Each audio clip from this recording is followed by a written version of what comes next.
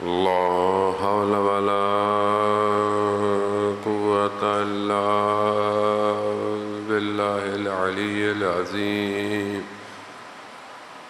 حسبنا الله ونعم الوكيل، نعم المولى ونعم النصير. أعوذ بالله من الشيطان الرجيم. بسم الله الرحمن الرحيم. الحمد لله الذي يؤمن الخائفين وينجي الصالحين ويزع المستكبرين ويهلك ملوكا ويستخلف آخرين. والصلاة والسلام على رسول ثقلين محبوب رب المشرقين والمغربين جد الحسن والحسين نبينا سيدنا بالقاسم محمد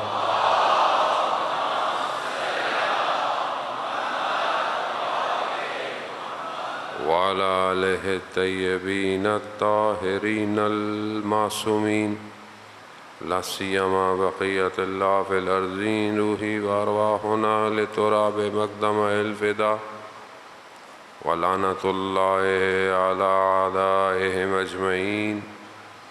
بسم الله الرحمن الرحيم. رب اشرح لي صدري ويسر لي أمري واحلل عقدة من لساني يفقهوا قولي. أما بعد، فقد قال الله تبارك وتعالى في كتاب الحكيم والقرآن المجيد: وما خلقت الجن والإنس إلا ليعبدون. صلوات بھیجے محمد.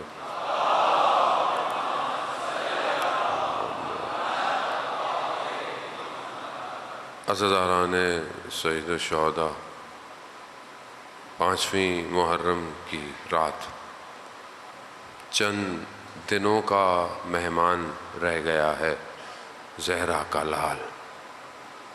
کتنا انتظار کرتے ہیں محرم آئے گا، کتنا انسان تیاری کرتا ہے. فرش عزا بچھے گی، مجلسیں ہوں گی، ہم جائیں گے.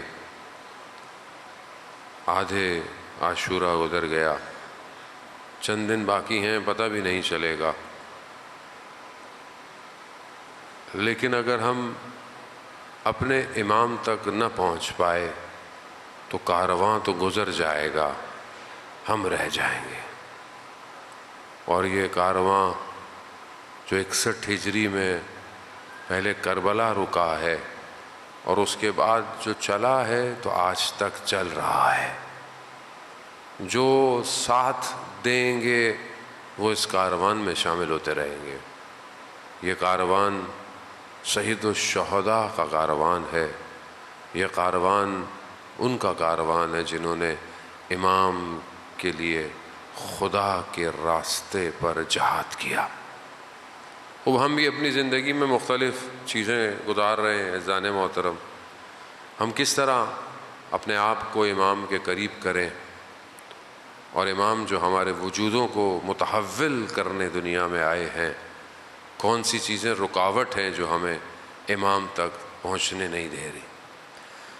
ماشاءاللہ آپ سب جوان ہیں اور دنیا کے معاملات آپ کے سامنے ہیں، آپ واقف ہیں. مختلف طریقوں سے ذہن کو تسخیر کیا جا رہا ہے، یعنی ذہن کو کنٹرول کیا جا رہا ہے. آپ اگر 61 ہجری کو کمپیئر کریں آج سے، تو 61 ہجری میں دشمن نے ذہنوں کو کنٹرول کیا ہے. آخر کیا وجہ تھی کہ یہاں ہزاروں کی تعداد امام کے سفیر کے پیچھے، امام کے نمائندے کے پیچھے، اور اچانک سے وہ تعداد ختم ہو گئی، اچانک سے وہ تعداد غائب ہو گئی. کہاں چلے گئے لوگ؟ لوگ تو کوفہ میں تھے. تو یہ کیسے ہو گیا؟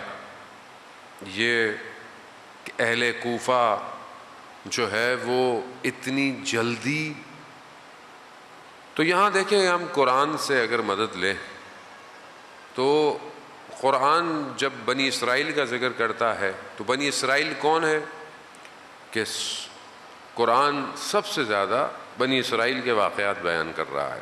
حضرت موسیٰ علیہ الصلوۃ والسلام جو ہیں وہ کلیم اللہ ہیں اور اللہ سے گفتگو ہے، کلام ہے، اللہ نے بھی ان کے واقعات کو بہت بیان کیا ہے، اور یہ سب واقعات عبرت کے لیے۔ یہ واقعات ہمیں جو ہے وہ عبرت کسے کہتے ہیں؟ عبرت عبور سے ہے، اور یعنی کہیں سے آپ گزر رہے ہیں۔ جب آپ کہیں سے گزر رہے ہیں تو آپ گزرتے وقت کیا مشاہدہ کر رہے ہیں، کیا دیکھ رہے ہیں؟ ایسے گزر جائیں گے؟ نہیں، یعنی آپ کو زندگی میں عبرت لینی ہے۔ نہج البلاغہ، خوب یہ نہج البلاغہ کیا ہے؟ نہج البلاغہ کلام امیر ہے۔ کلام امیر اگر آپ خطبوں اور لیٹرز دیکھیں، امام نے اپنے گورنروں کو لیٹر لکھے ہیں، اپنے اصحاب کو لیٹر لکھے ہیں، اور بھی لوگوں کو لیٹر لکھے ہیں۔ ایک لیٹر میں امام نے جو ہے وہ یہ بیان کیا ہے، حارث ہمدانی کو امام نے جو لیٹر لکھا ہے اس میں امام نے کہا ہے حارث کو مخاطب کرتے ہوئے کہ جو چیزیں تاریخ میں ہو چکی ہیں نا وہ دوبارہ ہوں گی، دوبارہ ریپیٹ ہوں گی، تو تمہیں گزشتہ لوگوں سے عبرت لینی ہے۔ اور عبرت جو ہے وہ ایسے نہیں آتی ہے کہ آپ فوراً عبرت کو حاصل کر لیں، نہیں، عبرت حاصل کرنے کے لیے انسان کو فہم ہونا پڑتا ہے، یعنی ان سے سمجھ بوجھنے کی صلاحیت تو ہو جو عبرت لے۔ وہ بچہ جو ہے وہ عبرت نہیں لے پاتا، بچہ پلگ میں انگلی ڈالتا ہے، اس کو کرنٹ لگ جائے، کچھ بھی جائے، آپ اس کو منع کریں، بچہ ہے، کیونکہ اس کے اندر ابھی جو ہے وہ صلاحیت نہیں ہے کہ وہ چیزوں کو کمپائل کر سکے، ابھی اس کے اندر نہیں سر، وہ ٹچ کر کے چیزوں کو محسوس کرتا ہے، لگ جائے تھوڑا سا پیچھے ہو جائے گا پھر دوبارہ چلا جائے گا۔ لیکن عبرت کے لیے فہم ہونا چاہیے، انڈرسٹینڈنگ علم کی طرف متوجہ کرتی ہے۔ جب آپ انڈرسٹینڈ کر سکیں، مثلا ایک بچہ ہے اس کی سمجھنے کی صلاحیت کم ہے تو آپ اس کو کچھ بھی پڑھاتے رہیں اس کو سمجھ نہیں آئے گا۔ بچے ہوتے ہیں، اسپیشل چائلڈ ہوتے ہیں، ذہن انسان بڑا ہو جاتا ہے مگر ذہن بالغ نہیں ہوتا۔ خوب کیوں؟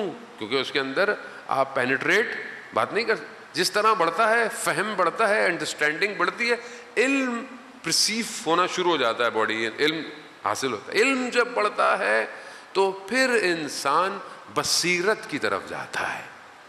علم انسان میں بصیرت پیدا کرتی ہے۔ بصیرت کیا؟ خوب علم تو بہت سارا ہے، جانتے بہت سارے ہیں، لیکن بصر جو انسان اپنے اندر کی آنکھ سے چیزوں کو اینالائز کرتا ہے وہ ہر کسی میں نہیں ہوتی۔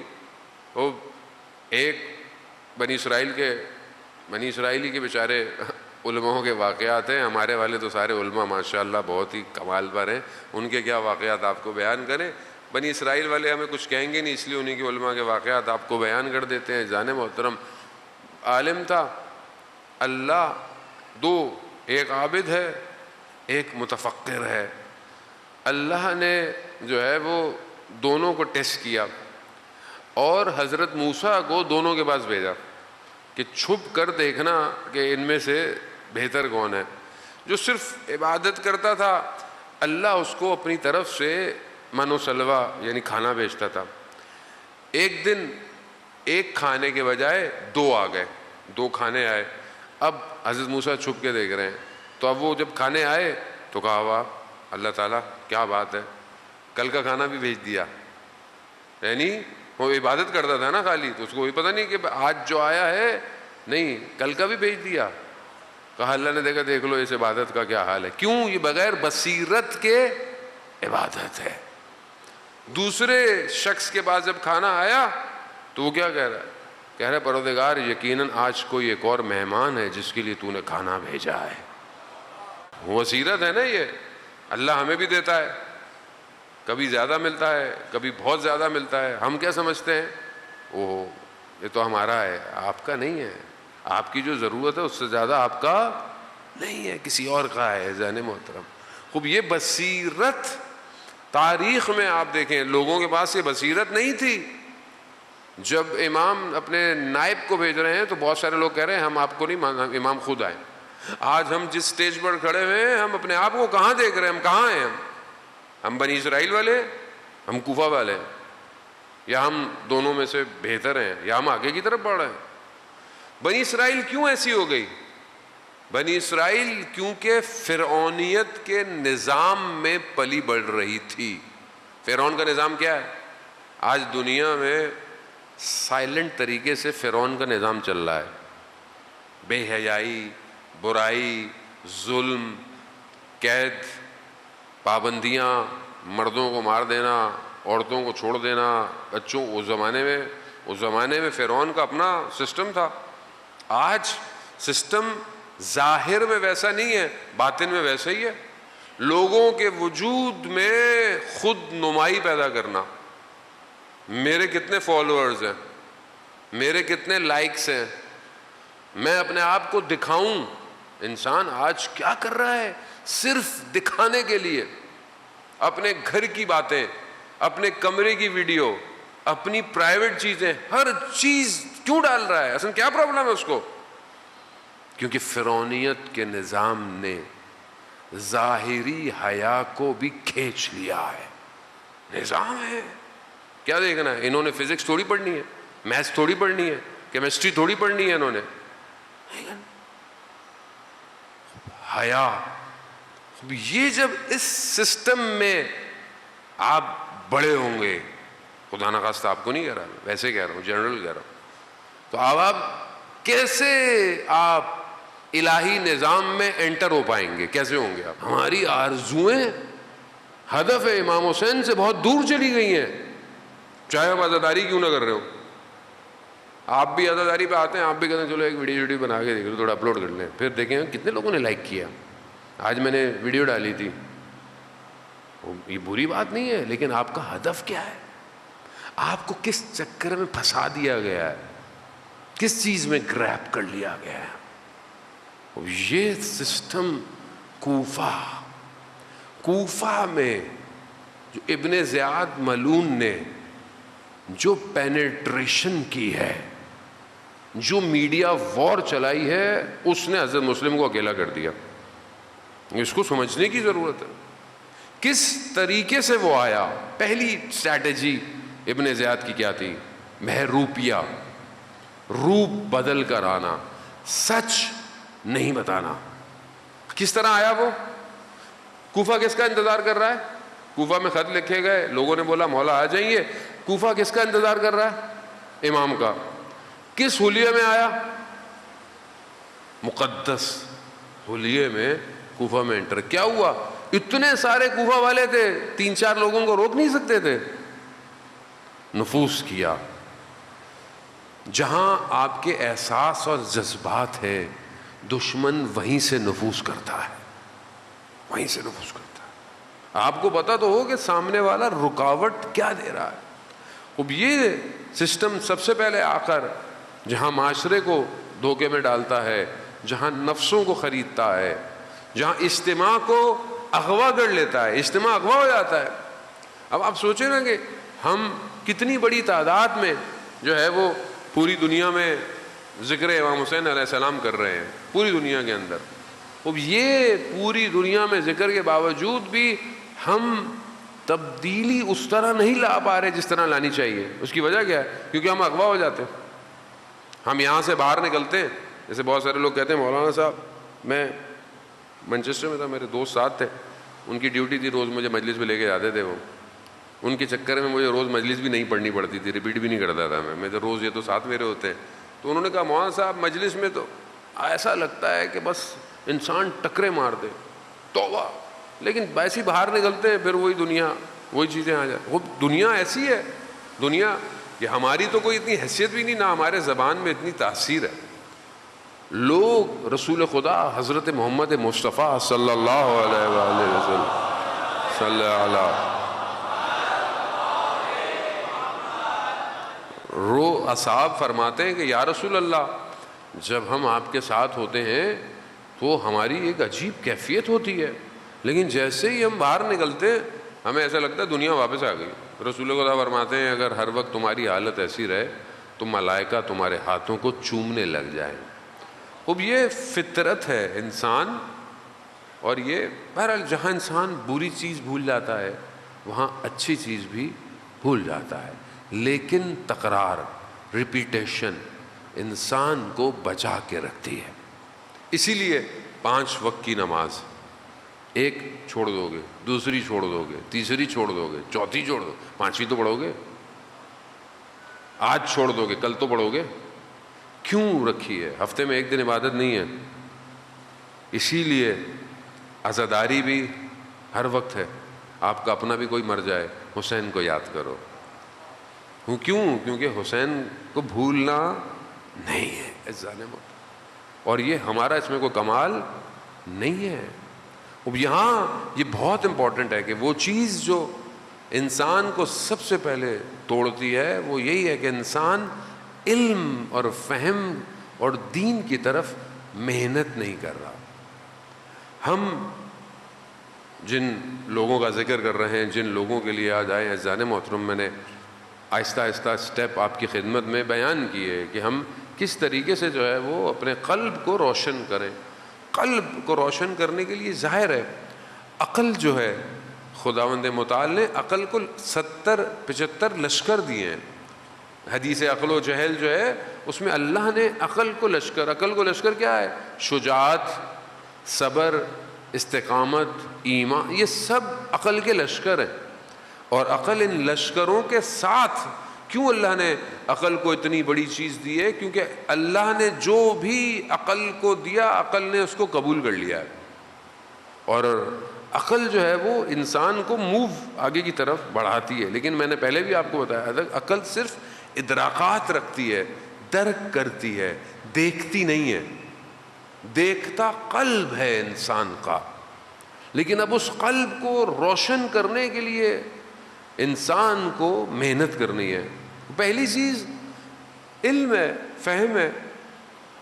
معاشرہ، وہ معاشرہ جو کتاب دوست نہ ہو وہ معاشرہ ترقی نہیں کرتا، اور بہت جلدی ایسے معاشرے پر جھولا کا طبقہ حاکم ہو جاتا ہے۔ یعنی کون؟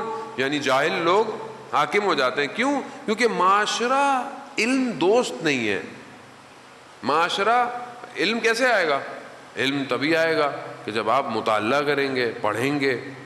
ہمارا مطالعہ کتنا ہے اذان محترم؟ دیکھیں، میں جو بھی آپ سے بیان کرتا ہوں تو تھوڑی دیر ہے، 1 گھنٹہ بھی پورا نہیں ہوتا، وہ بھی ٹوٹے پھوٹے لفظ ہیں، میرے پاس اتنا علم بھی نہیں ہے۔ لیکن اگر آپ خود رشد کرنا چاہتے ہیں تو آپ کو اپنی زندگی میں مطالعے کے اصول قائم کرنے پڑیں گے، اور خاص طور پہ جوان ہیں آپ۔ میں نے کل آپ کو بتایا کہ ہماری زندگی میں ایک جو چیز ہے وہ فرصت ہے، اپرچونٹی ہے۔ آپ کے پاس اپرچونٹی ہے۔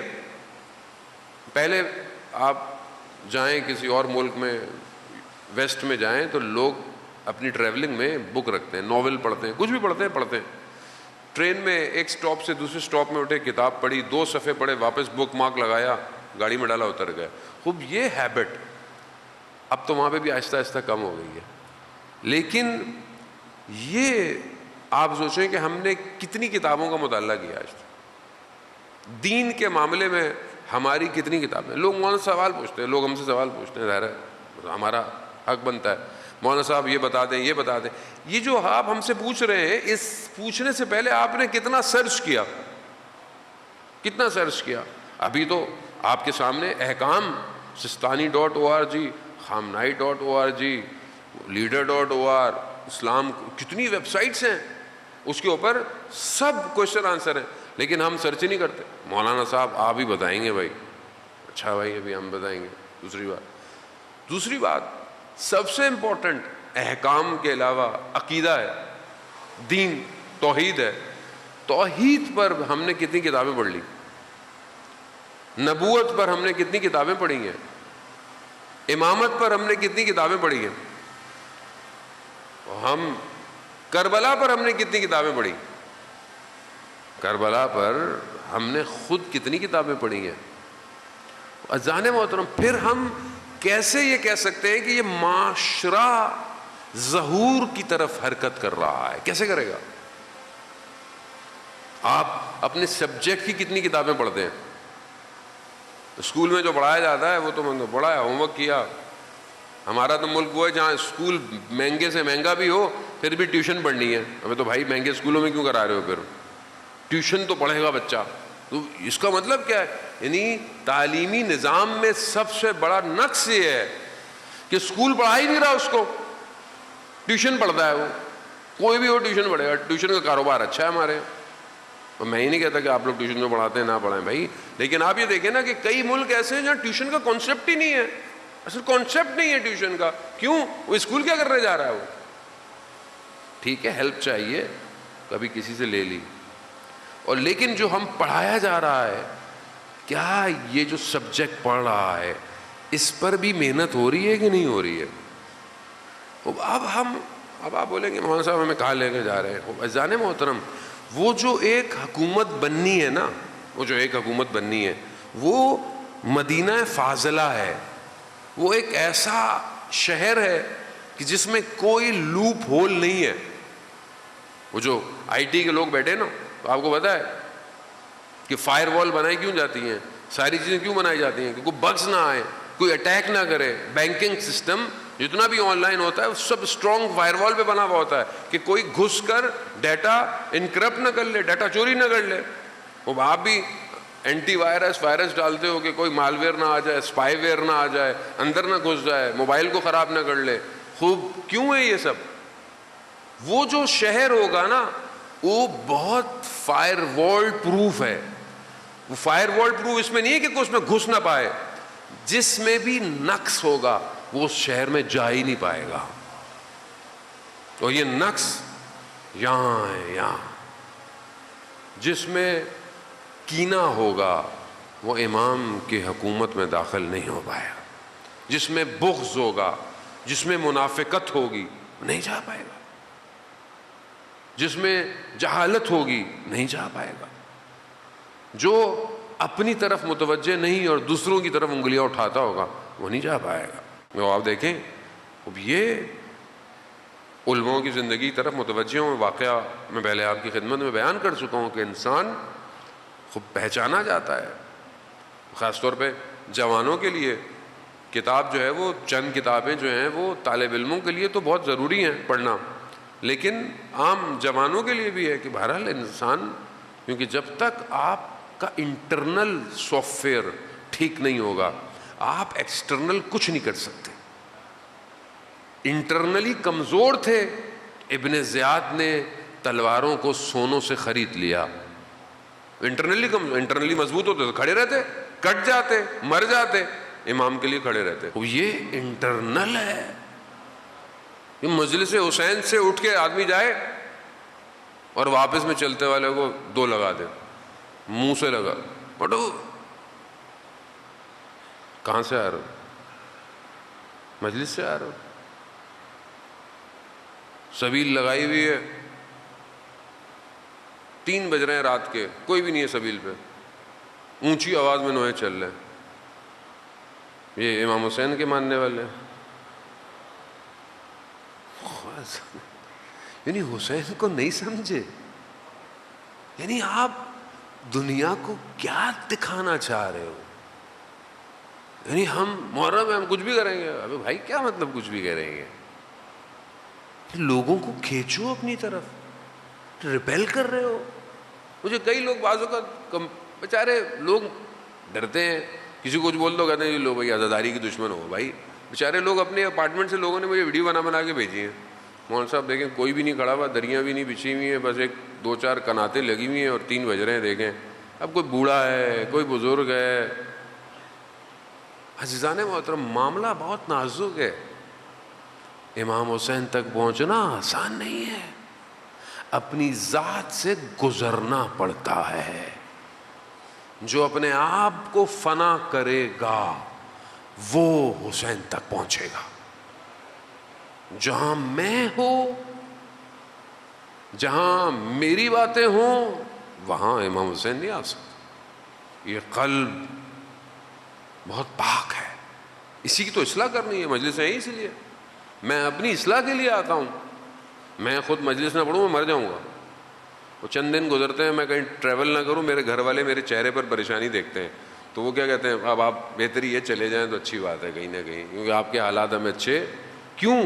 کیونکہ رزق کے معنوی ذکر حسین ہے، وجود کو ذکر چاہیے۔ امام علی علیہ السلام فرماتے نہیں تھے کمیل سے، کمیل واز کرو واز، کیوں؟ کان سننا چاہتے ہیں۔ وہ جب انسان وجود اس کا گفتگو کرتا ہے تو وہ خود بھی سن رہا ہوتا ہے، خود سن رہا ہے۔ ہمارے ایک مرشد کہتے تھے کہ تم جب بولتے ہو تو تم نہیں بول رہے، ہم بول رہے ہوتے ہیں۔ بیسیکلی ہم خود سن رہے ہیں، ہم خود سننا چاہتے ہیں۔ کچھ پہلی چیز یہی ہے کہ انسان فہم علم بڑھائے زندگی میں، کتاب P D F download کر لیں، آسان ہے۔ 10 دن 10 حدیثیں تو پڑھ سکتے ہیں، 10 دن امام حسین کی 10 حدیثیں پڑھ تو سکتے ہیں۔ یہ تو ہماری اپنی بھی کوتاہی ہے جانے محترم، ہم بھی آپ کو باتیں نہیں بتاتے ہماری، میں دوسرے علماء کو تو نہیں کہہ سکتا، میں اپنی غلطی آپ کے سامنے آشکار کر رہا ہوں۔ اب ہم 10 دنوں میں کچھ چیزیں پڑھ سکتے ہیں، سیکھ سکتے ہیں۔ خوب جہاں آپ اتنا سیکریفائس کرتے ہیں اپنے ٹائم کے لیے، وہاں تھوڑا سا اور کر سکتے ہیں، یہ نقصان نہیں دے گا۔ علم ہمیشہ انسان کے وجود کو نورانی کرتا ہے، نور آتا ہے، اور اگر جب ویسے بھی معصوم کا قول ہو تو انسان کا وجود ویسے ہی نورانی ہو جاتا ہے۔ امام رضا علیہ السلام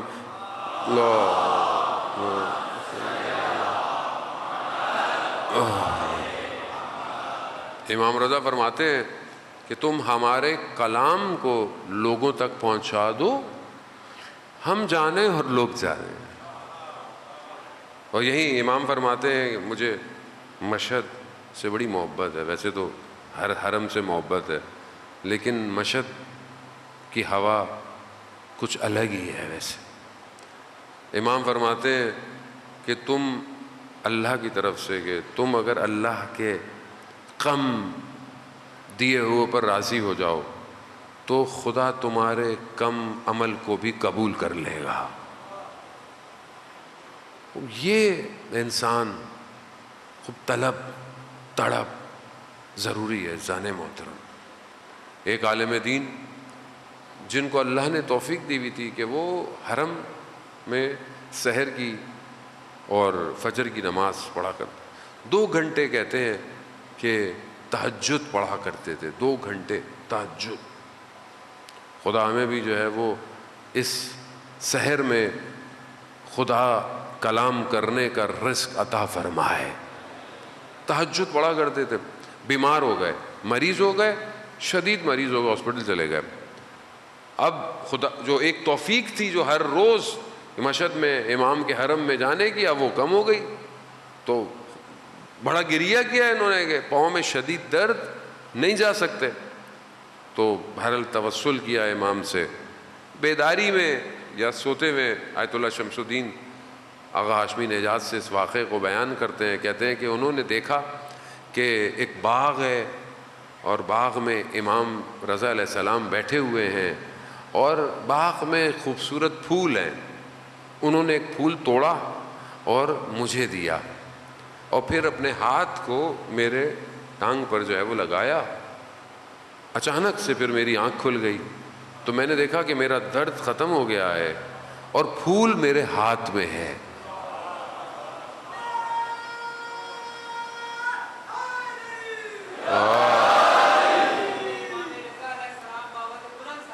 اللہم صلی اللہ۔ یہ جو قرآن کہہ رہا ہے کہ فرار کرو خدا کی طرف، فرار کرو، کس چیز سے؟ تم جتنی جلدی خدا کی طرف فرار کرو گے اتنا تمہارا بوجھ ہلکا ہوگا۔ گناہ تمہیں بھاری کر دیں گے، تم بھاگ نہیں سکتے خدا کی طرف۔ آیت اللہ قمشی تفسیر قرآن، مفسر قرآن فرماتے ہیں کہ جب انسان کی روح نکلتی ہے تو روح اور بدن دونوں ایک دوسرے کے ساتھ کھینچاؤ میں رکھتے ہیں. مادہ روح کو تنگ کرتا ہے، روح کو نکلنے نہیں دیتا. کیوں؟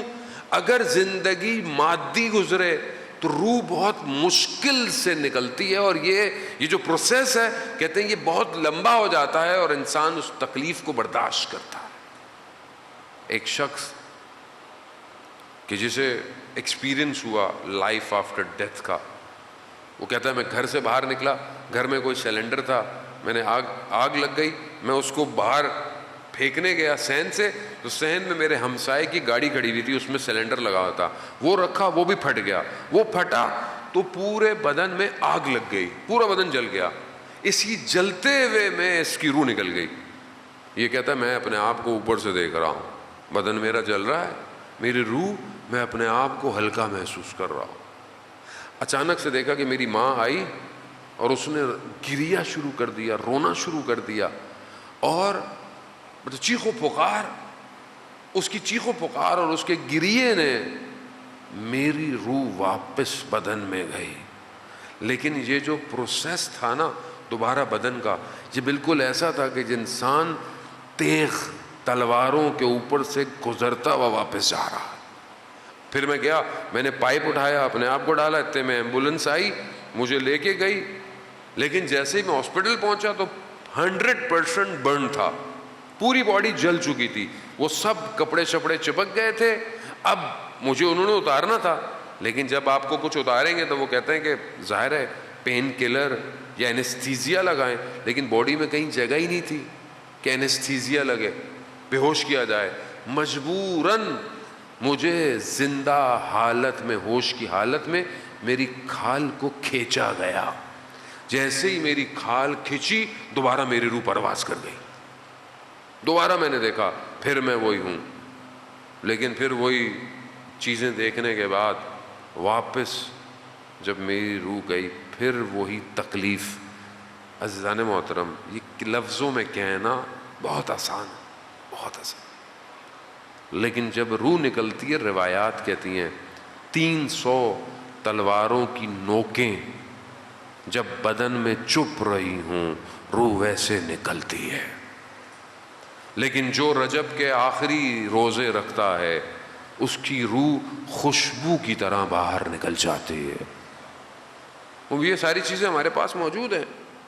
یہ سارا پروسیجر دوسرے عالم میں لکھا جا رہا ہے، دیکھا جا رہا ہے. کیونکہ مجھے توجہ ہی نہیں ہے کہ دوسرا عالم بھی ہے یا نہیں ہے.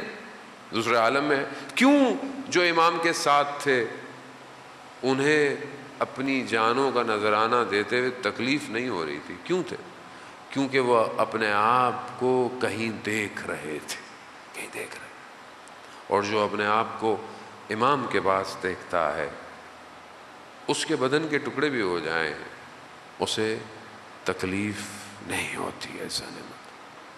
تو ہم عزیزان محترم جو امام کے ساتھ ہوگا اسے امام بہت کمال پہ پہنچا دیتے. کربلا میں بہت معذرت کہ میں نے آپ کو زحمت دی. عزیزان محترم، کربلا میں جو امام کے قریب آیا امام نے اسے کمال پہ پہنچا دیا. کربلا میں کیسی کیسی ہستیاں ہیں، کیسی ہستیاں ہیں. معصوم کوئی نہیں ہے سوائے امام کے، لیکن آپ دیکھیں ان کے مقام دیکھیں. حضرت ابو الفضل العباس مقام دیکھیں آپ، جناب علی اکبر، جناب علی اصغر. اب یہ ہستیاں یہ آسان نہیں ہے. آج آپ ان کا ذکر کرتے ہیں، آج آپ ان کے لیے رو رہے ہیں، یہ کوئی یہ عام دنیا ہے. یہ وادی عام وادی نہیں ہے. یہ کسی اور وادی میں ماجرا ہر سال ہوتا ہے تو آپ کی آنکھوں میں آنسو آنا شروع ہو جاتے ہیں. یہ ماجرا ریپیٹ ہو رہا ہے. آپ کا قلب پاک ہے، آپ اس عالم سے چیزوں کو محسوس کر رہے ہیں. رونا گریا کرنا میڈیکلی پروسیجر ہے. آپ بیٹھے ہوئے ہیں، آپ کے آنکھوں میں وہ لکوڈ تھوڑی ڈالا جاتا ہے، وہ جو آئیز کے لیے، بیماری کے لیے، کسی کے لیے آپ کو ڈالیں تو آپ رونا ہے. نہیں، یہ رونا آپ کا، آپ کہ احساسات کچھ الفاظ سے سنک ہوتے ہیں، ارتعاش پیدا ہوتا ہے. یہ ارتعاش آپ کے باطن قلب میں جاتا ہے. یہ جب آپ کے باطن قلب میں جاتا ہے تو منظر کشی ہونا شروع ہو جاتی ہے. یہ منظر کشی کسی اور عالم میں ہے. یہ منظر کشی جب ہوتی ہے تو فیومز آپ کے قلب سے اٹھنا شروع ہوتے ہیں. باڈی کا جو سسٹم ہے وہ آپ کے قلب کی اطاعت کرنے لگتا ہے اور آپ کی آنکھیں نم ہونا شروع ہو جاتی ہیں. اور یہ آنسو عام آنسو نہیں ہے. اس ایک آنسو کی قیمت قیامت والے دن آپ کو پتہ چلے گی. ایک آنسو، یہ بڑا پروسیجر ہے، بڑا سسٹم ہے. دنیا اس کو سمجھ نہیں پائی. فرقے جنہوں نے جنہیں خدا کا نہ پتا ہو، جنہیں رسول کا نہ پتا ہو، انہیں گریے کا کیا پتا. وہ جو کہتے ہیں رونا حرام ہے تو فلانا ہے، یہ انہیں کیا پتا رسول کسے کہتے ہیں.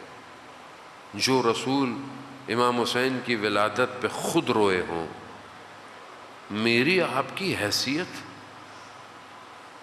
عزیزان موت، ایک اور ہستی کربلا میں ایسی ہے کہ جس کا وجود نہ ہوتا تو کربلا نہیں ہوتی. فارسی کے اندر مصرع ہے، کربلا میں ماند اگر زینب نہ بود. کربلا میں رہ جاتی، کربلا رہ جاتی کربلا میں اگر زینب سلام اللہ علیہا نہ ہوتی. بس یہ چند مصائب کے جملے. عزیزان محترم، آج ان کو رونا ہے جن پر بی بی زینب نے کربلا میں گریہ نہیں کیا گریہ. 28 رجب کے واقعہ میں نے آپ کی خدمت میں پہلے بھی بیان کیا. کس طرح بی بی زینب نکلی ہیں، اپنے بھائی کے ساتھ تیار ہو رہی ہیں، جا رہی ہیں، اپنے شوہر سے اجازت لی، بچے دے دیے گئے کہ بچوں کو لے جاؤ، جب وقت پڑے تو ان کو قربان کر دینا. بس سارے راستے بی بی زینب اپنے بھائی کے ساتھ اپنے بھائی سے دور نہیں ہوئی. عجیب محبت ہے بہن بھائیوں کی، عجیب محبت. بھائی کے لیے پریشانی، بھائی کے لیے اضطراب. شب عاشور بھی بی بی زینب اپنے بھائی کے لیے پریشان ہے. بھیا یہ اصحاب کل آپ کا ساتھ دیں گے یا نہیں دیں گے؟ کیونکہ ماں کی ایک نشانی تو رہ گئی ہے. اب اس نشانی کو کیسے زینب چھوڑ دے؟ اللہ اکبر. ہاں عزیزان محترم، شب عاشور ہر ماں اپنے بچوں کو تیار کر رہی ہے. کربلا کی ماؤں کو سلام کہ جنہوں نے تشنگی اور پیاس اور غربت اور دشت کربلا کے باوجود اپنے بچوں کو تیار کیا. کسی ماں نے یہ بہانہ نہیں دیا کہ مطلب ہم کیسے تیار کریں. نہیں، ہر ماں رات کو اسی امید پر ہے کہ صبح اس کے جگر کے ٹکڑے امام پر قربان ہو جائے. بی بی زینب بھی اپنے بچوں کو رات کو یہی وصیت کر رہی، بیٹا صبح اپنے ماموں پر قربانی دینی ہے. امام نے اجازت دی، جاؤ. اون و محمد گئے. جنگ آپ سنتے رہتے، میں تو اتنا بہرحال مقتل اور رجس نہیں پڑھ پاتا. جعفر طیار کے پوتے ہیں، حیدر کرار کے نواسے ہیں. جنگ تو جانتے تھے. دونوں نے خطرناک وار کیا. ایک میمنہ پہ میسرہ پہ کہتے ہیں ایسا وار کیا دشمن کو پلٹ دیا. لیکن بچے تھے اور پیاسے بھی تھے. لڑتے لڑتے چھوٹا بھائی گر گیا. جیسے ہی چھوٹا بھائی گرا نا تو بڑا بھائی تیزی سے اس کے پاس آیا، محمد ہم بھی آ رہے ہیں۔ تھوڑی دیر ہوئی، اون بھی اپنی سواری سے گر گئے۔ گرے، جیسے ہی گرے کہا مولا ہمارا آخری سلام ہو۔ زینب کی قربانی۔ عزاداران محترم، مقاتل کہتے ہیں، پھر آپ جانتے ہیں نا کہ یہ بہت سارے باتیں جو ہیں وہ خود آپ تصور کریں، مطلب ضروری نہیں ہے کہ ساری باتیں مقتل میں اس طرح ہوں، مطلب کچھ چیزیں واضح ہیں کہ جب بچے گرے ہوں گے تو بھگدڑ مچتی ہے دشمن کی، اس بھگدڑ میں ان بدنوں کے ساتھ کیا ہوا۔ بس مقتل تو یہی کہتا ہے کہ امام حسین پہنچے، دائیں طرف اون کو اٹھایا ہوا ہے، بائیں طرف محمد کو اٹھایا ہوا ہے، لے کے جا رہے، نہ جانے کس حالت میں ان کو خیموں میں لے کے گئے ہوئے۔ لیکن اب جہاں ہر بدن پر بی بی زینب آتی تھی، دیکھا جیسی اون محمد کے بدن آئے بی بی زینب نہیں ہے۔ اہل حرم کی خواتین سمجھی کہ بی بی زینب بے ہوش پڑی ہوں گی خیمے میں اپنے، جا کر کیا دیکھا، بی بی زینب سر سجدے میں ہے۔ کیا کہہ رہی ہیں، پروردگار میں نے 2 نشانیاں بھیجی ہیں، 2 نشانیاں، خدا آپ کو اس کا اجر دے۔ روئیے، بی بی زینب نہیں روئی اون محمد کو، خدا میں نے 2 نشانیاں بھیجی ہیں، ہائے غربت علی کی بیٹیوں کی۔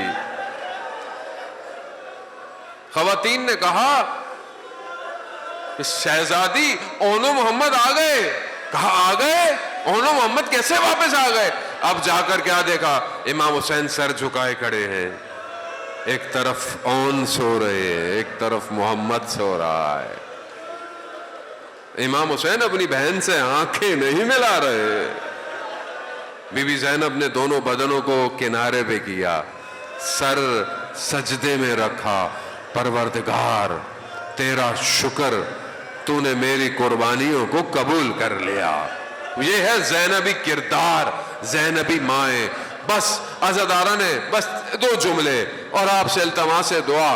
اب پورے راستے روز عاشورہ گزر گئی، مشکلات آپ سنتے رہیں گے، آگے آپ کے سامنے آئیں گی، کہیں پر بھی مقتل یا کوئی عالم نے یہ نہیں کہا کہ زینب نے اونو محمد کو یاد کیا ہو، کہیں نہیں کیا۔ راستے میں اسیر ہو گئی، یا کبھی سجاد کو بچا رہی ہے، یا کبھی سکینہ کو بچا رہی ہے، کہیں نہیں۔ کبھی نیزوں سے بھی گفتگو نہیں کی، اگر گفتگو بھی کی تو اپنے بھائی سے کی، بھیا مجھ سے بات نہیں کرتے تو اس بچی سے تو بات کر لو۔ کوفہ، شام کا زندان سب ختم ہو گیا، کاروان چھٹا، رخصت ہوئے، آزاد ہوئے، کربلا میں آئے، بی بی زینب گر گئی اپنے بھائی کے بدن کے اوپر۔ بی بی زینب ضعیفہ ہو گئی، بوڑھی ہو گئی، یقیناً اونو محمد کے بدن پہ گئی ہوں، پھر بھی مقتل خاموش ہے، ہوگا خاموش۔ مقتل کہاں بتاتا ہے، بس آخری جملے، اور عزاداران محترم شبیہ تابوت آئے گا، پرسہ دیجیے گا بی بی زینب کو۔